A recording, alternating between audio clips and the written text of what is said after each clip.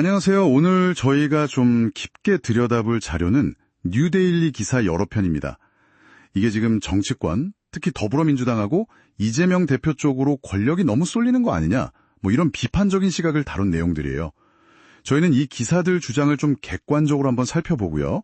그 의미가 뭔지 짚어보겠습니다. 네, 보내주신 자료들 쭉 보니까요. 어떤 특정 정치 세력이 입법, 사법, 행정, 이 권력 전반에 걸쳐서 좀 영향력을 키우려는 거 아니냐, 이런 우려가 중심 내용이더라고요. 이게 우리나라 헌정질서의 기본인 삼권분리 원칙, 또 국가 시스템 전반에 미칠 수 있는 영향, 여기에 좀 초점을 맞춰서요. 뉴데일리가 어떤 근거를 대고 있는지 한번 자세히 보죠. 네, 그럼 먼저 입법부 쪽 움직임부터 볼까요? 기사들을 보면 이재명 대표의 그 사법 리스크 있잖아요. 재판 관련 문제들. 이걸 좀 덜어주려고 소위 방탄입법 같은 걸 시도한다. 이렇게 지적을 하던데요. 구체적으로 어떤 법안들이죠? 네, 크게 두 가지가 핵심으로 나와요. 하나는 이제 대통령에 당선되면 진행 중인 형사재판을 멈추게 하자, 이런 형사소송법 개정안. 그리고 또 하나는 공직선거법상 허위사실 공표죄, 이게 성립하는 요건을 좀 완화하자는 그런 개정안입니다. 뉴데일리는 이제 이 법안들이 만약 통과되면 지금 재판받고 있는 이 대표한테는 직접적인 방패막이가 될 수 있다, 이렇게 분석하는 거죠. 이게 단순히 이 대표 개인 보호 차원을 넘어서 경제 구조 자체에 영향을 줄 수 있는 법안들까지 같이 묶어서 보는군요. 그 이사의 충실 의무 대상을 회사 전체 이익이 아니라 개별 주주 이익으로 바꾸자는 상법 개정안이나 또 노조 불법 파업에 대해서 기업이 손해배상 청구하기 좀 어렵게 하는 그 노란봉투법, 이것도 다시 추진하겠다고 했다면서요? 이 부분은 좀 어떻게 봐야 할까요? 맞습니다.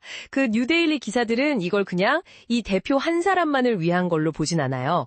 상법이나 노란봉투법 같이 이제 경제 시스템 전체에 영향을 주는 법안들까지 다 포함해서 어떤 특정 정치 세력이 단순히 한 인물을 넘어서서 권력 구조 자체를 자기들한테 유리하게 바꾸려는 어떤 더 큰 그림으로 해석을 하는 것 같아요. 기사들은 이런 입법 움직임이랑 이 대표 집권이 현실이 되면 입법, 사법, 행정 권력이 사실상 한 곳으로 다 쏠리는 그런 삼권 귀일, 그러니까 견제와 균형이 아예 그냥 무너지는 상황까지도 올 수 있다, 이렇게 우려를 표하고 있습니다. 그 국민의힘 권용세 비대위원장이 이재명 독재국가, 호러무비 같다, 이런 강한 비판 발언도 인용하면서 좀 경고를 하고 있죠. 네, 입법부에서 이런 움직임이 결국 사법부로까지 이어진다. 이게 기자들의 논리 흐름이군요.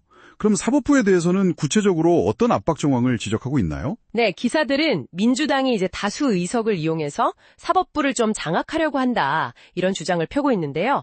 예를 들면 헌정사상 처음으로 현직 대법원장을 청문회회 증인으로 부르려고 시도했다거나, 아니면 대법관 수를 지금 14명인데 여기서 확 늘리려고 하는 법원 조직법 개정안을 발의했다거나, 이런 걸 근거로 들고 있습니다. 그리고 또 대법원 판결을 헌법재판소가 다시 판단하게 하는 사실상 사심제 같은 거죠. 이것도 도입을 검토하는 게 사법부 길들이기 시도다, 이렇게 보고 있고요. 과거에 그 베네수엘라 차베스 정권이 대법관 수 늘려서 사법부 장악했던 사례랑 비교하면서 경고 수위를 높이는군요. 이거 상당히 좀 강한 비유인데요. 그렇죠. 뉴데일리는 이런 시도들을 그냥 입법 쿠데타다, 이렇게 규정하면서요. 특정 인물 하나를 위해서 국가 시스템 근간 자체를 흔드는 거다, 이런 법조계 인사들, 이재원 변호사나 이현 변호사 같은 분들의 비판을 좀 비중 있게 다루고 있습니다. 그리고 또 특정 재판 결과에 대해서 정치권이 공개적으로 비판하고 압박하는 거, 그 자체가 사법부 독립을 심각하게 훼손하는 거다, 이런 지적도 소개하고 있고요. 김희경 변호사, 최건 변호사 등이 언급되죠. 입법, 사법에 이어서 이제 행정부, 특히 나라 살림의 핵심인 예산 편성 권한까지 장악하려 된다, 이런 주장으로 또 이어지네요. 이건 또 어떤 식으로 나타나고 있다고 보나요? 그 기획재정부, 보통 기재부라고 하죠. 여기 핵심 기능 중 하나가 예산 편성인데, 이걸 떼어내서 대통령 직속으로 기획예산처라는 걸 새로 만들자, 이런 방안이 이 대표 측에서 검토되고 있다, 이런 보도가 주요 내용입니다. 뉴데일리는 이걸 대통령이 그냥 예산권을 직접 틀어주려는 시도다, 이렇게 해석을 하고요. 이렇게 되면 아무래도 재정 건전성 확보보다는 좀 선심성 정책, 포퓰리즘 정책 추진에 무게가 실릴 수 있다, 이런 비판들을 전하고 있습니다. 신동욱, 권영세, 송원석 의원 등의 발언을 인용하면서요.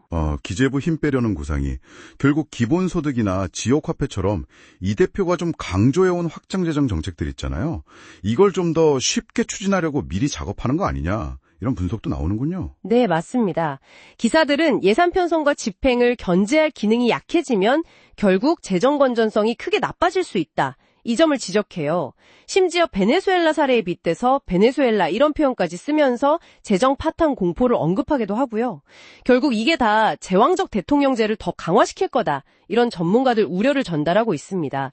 강인수 교수나 김정식 명예교수 같은 분들 의견이죠. 네, 오늘 저희가 쭉 살펴본 뉴델리 기사들은요, 종합적으로 보면 더불어민주당과 이재명 대표 중심의 권력 강화 움직임이 삼권 분립이라는 우리 헌법 가치를 훼손하고 국가 시스템 전반에 좀 심각한 변화를 가져올 수 있다. 이런 아주 비판적인 진단을 내리고 있습니다. 특정 법안 개정 시도라든지 사법부 압박 정황, 또 정부 조직 개편 구상 같은 것들을 그 근거로 들었고요. 네, 그렇죠.